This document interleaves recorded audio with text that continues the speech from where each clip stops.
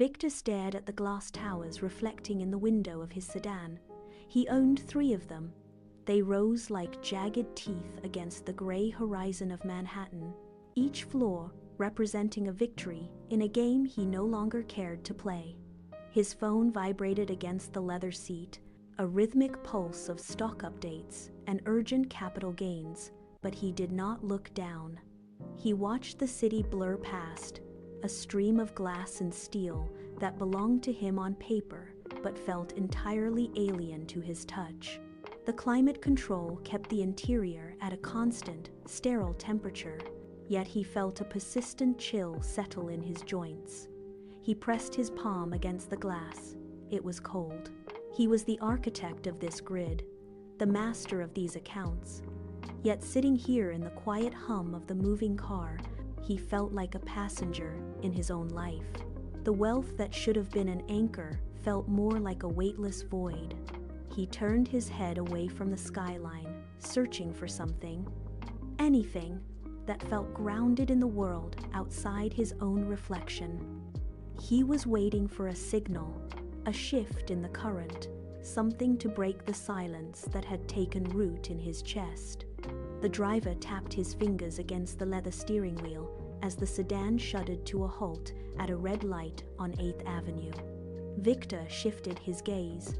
Hunkered against a brick wall, partially shielded by a stack of discarded crates, sat a man.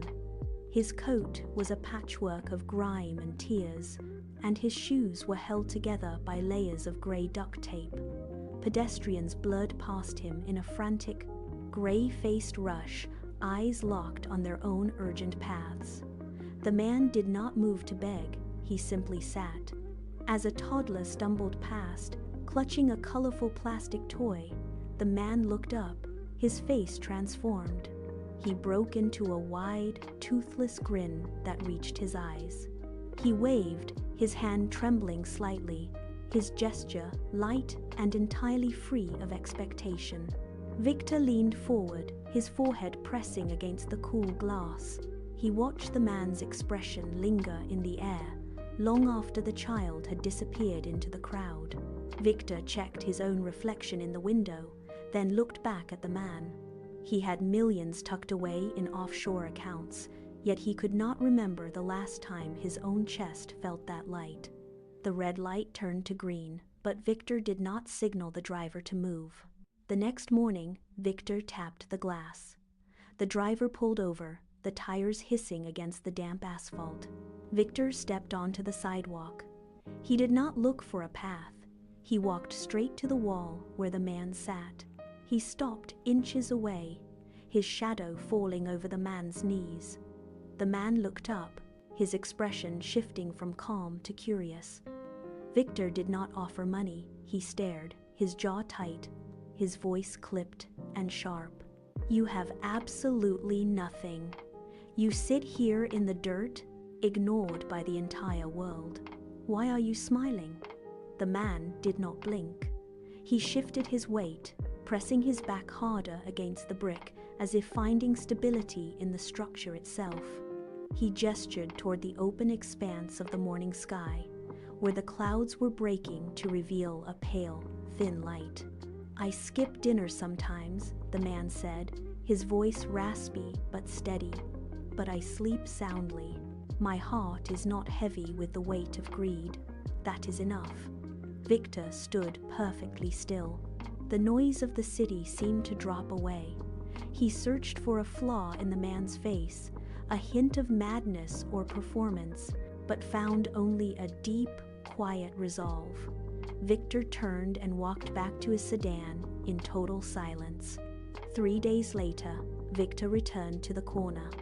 He carried a thermal bag, the heat radiating through the material, and a heavy, thick-woven winter cover. He approached the man, who was huddled in the same spot, his eyes closed. Victor set the bag down and held out the cover. The man opened his eyes, took a single bread roll from the bag, and whispered a quick, "Thank you." Then he stood. He did not eat. He walked 10 paces down the alleyway where a woman sat shivering, her teeth audible as they clicked together in the cold. He draped the cover over her shoulders and handed her the remainder of the food. Victor stood frozen, his hand still gripping the handle of the empty bag. The air felt colder now. He watched the man return to his spot, sit back down, and close his eyes again, his breathing rhythmic and calm. The man was not waiting for more. He was not keeping score. Victor looked at his own hands, then at the alleyway, realizing the logic he had lived by for decades was not just flawed, it was entirely absent here. He had arrived to provide comfort, but he left feeling like the one who was truly destitute. The boardrooms grew quiet as Victor stopped appearing. He left his phone in the back seat of the car and walked the final blocks to the corner. He spent his lunch hours sitting on the concrete, indifferent to the grime or the stares of his former associates. They talked for hours. Victor spoke of margins and market volatility. The man spoke of the wind and the way the shadows stretched across the alley. Victor found himself listening more than he ever had in his own offices. The power dynamics of his previous life dissolved, replaced by a strange, grounding equality. One Tuesday, as the city traffic roared in the background, Victor pressed his back against the brick, mirroring the man's posture. He looked at his hands, scrubbed clean but feeling empty. The man turned his head slowly, his eyes bright. "Money buys a soft bed," the man said, his voice cutting through the mechanical drone of the city. "But it cannot buy the peace required to stay asleep in it."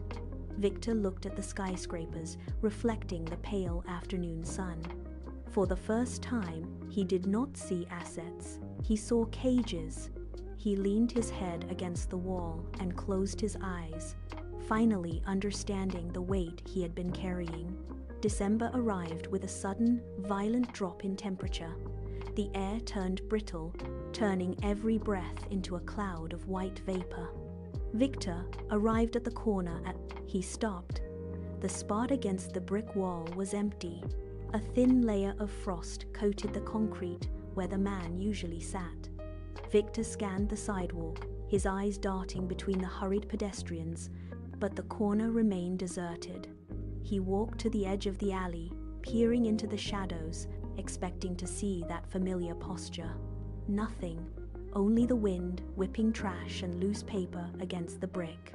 He walked to the next block, then the next, his boots crunching on the hardening slush. The city felt different, sharper, colder, and entirely indifferent. He checked the alcoves near the transit station, his pulse quickening with every empty doorway. He called out, his voice cracking against the roar of the traffic, but only the low moan of the wind answered. The storm was intensifying, the sky turning a bruised, heavy gray. Victor broke into a run, searching every dark corner of the grid, his focus narrowing to the singular, terrifying possibility that he had arrived too late. He rounded the back of an overflowing dumpster near the station. There, half hidden by discarded crates, was the man, was curled into a ball, his breathing shallow, jagged, and rattling against the freezing air. Victor dropped to his knees. The ground was slick with black, freezing sludge, but he did not hesitate. He crawled forward, ignoring the dampness seeping into his skin. He reached out and touched the man's shoulder. The body was unnaturally cold. Victor pulled him upright, bracing the man's weight against his own chest. He felt the frantic, irregular thump of a heart struggling to maintain its rhythm. The man's eyes were clouded, fluttering in and out of consciousness. A surge of grief, sharp and absolute, tore through Victor. It was not the hollow ache of his former life, but a physical weight pressing against his ribs. He pulled the man closer, shielding him from the biting wind with his own body. He held on as if his own grip could anchor the man to the earth. He shouted for help, his voice echoing off the brick, but his eyes never left the man's face. He felt the life force dimming, and in that moment, the entire city of glass and steel meant nothing. The hospital room smelled of antiseptic and stale air. For 2 weeks, the only rhythm in Victor's world was the steady, mechanical pulse of the heart monitor. He sat in the plastic chair, his eyes fixed on the man's face. The man's skin was pale, his movements limited to the shallow rise and fall of his chest. Then, on the 14th day, the rhythm changed. The monitor's beep slowed, becoming erratic, stretching the silence between each sound. The old man's eyes flickered open. They were clear, focused, and completely devoid of fear. He moved his hand, his fingers trembling as he reached across the gap between the bed and the chair. Victor leaned forward, grasping the hand, feeling the thin, cold bones beneath the skin. The man's grip was surprisingly firm for a single, fleeting second. He leaned his head toward Victor and whispered, "Now you understand." The words were soft, barely audible over the hum of the machines. The man's hand went limp. The heart monitor emitted a long, flat, singular tone that cut through the room. Victor stood frozen, still holding the cooling hand, as the silence took over. The world outside the window continued, but for Victor, it had fundamentally shifted. The funeral was a quiet affair, but the aftermath was a storm of signatures and legal filings. Victor began the process the very next morning. He sat in his office, the same room that once felt like a throne, and started the liquidation. He sold the fleet of sedans that had once defined his status.